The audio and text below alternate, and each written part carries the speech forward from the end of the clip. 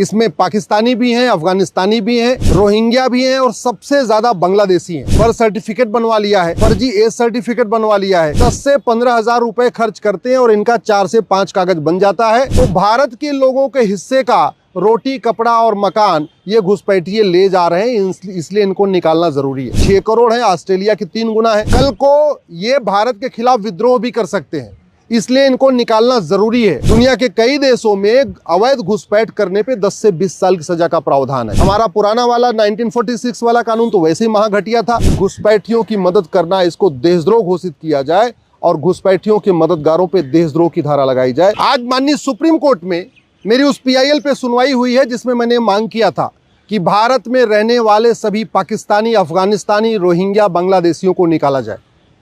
2017 में ये मैंने PIL फाइल किया था और मेरा मानना है कि इस समय भारत में लगभग 6 करोड़ घुसपैठिए रह रहे हैं। इसमें पाकिस्तानी भी हैं, अफगानिस्तानी भी हैं, रोहिंग्या भी हैं और सबसे ज़्यादा बांग्लादेशी हैं। ये यहाँ इनका कागज़ भी जो कुछ बनवाए थे वो कागज़ ख़त्म हो चुका है। इन घुसपैठियों ने फर्जी आधार बनवा लिया है, फर्जी राशन कार्ड बनवा लिया है। बहुत सारे पाकिस्तानी, अफगानिस्तानी, रोहिंग्या, बांग्लादेशी घुसपैठियों ने फर्जी बर्थ सर्टिफिकेट बनवा लिया है, फर्जी एज सर्टिफिकेट बनवा लिया है। बहुत सारे पाकिस्तानी, अफगानिस्तानी, बांग्लादेशी, रोहिंग्या घुसपैठियों ने फर्जी ड्राइविंग लाइसेंस बनवा लिया है। कुछ ने तो वोटर ID में नाम भी जुड़वा लिया है और ये सारा खेल चल रहा है 2-2, 3-3 हज़ार रुपए में। ये घुसपैठिए 10 से 15 हजार रुपए खर्च करते हैं और इनका 4 से 5 कागज बन जाता है। वोटर ID में नाम जुड़वा लेते हैं।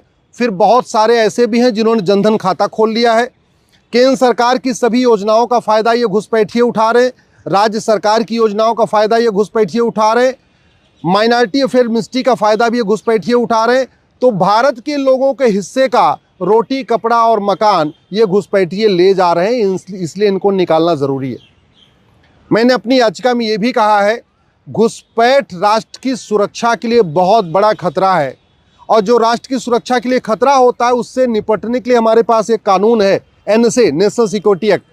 लेकिन भारत में कोई भी राज्य सरकार घुसपैठियों और उनके मददगारों पे NSA नहीं लगा रही है, नेशनल सिक्योरिटी एक्ट नहीं लगा रही है। मैंने दूसरी बात ये कही है कि ये जो 6 करोड़ घुसपैठिए यहाँ पर भारत में रह रहे हैं, ये पाकिस्तानी, अफगानिस्तानी, बांग्लादेशी, रोहिंग्या, ये हमारी देश की एकता, अखंडता के लिए खतरा है।